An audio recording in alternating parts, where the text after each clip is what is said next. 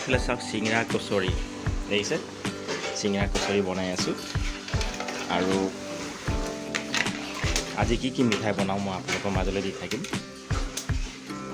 চিঙৰা কচৰিটো একেলগে এৰা হৈছে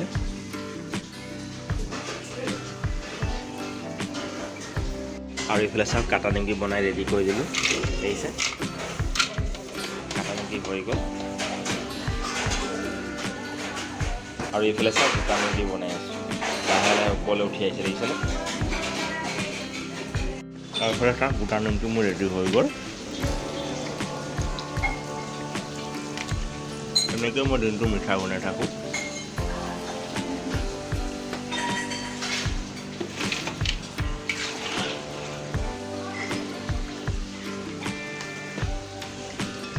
আৰু এটা ভুজিয়া বনাম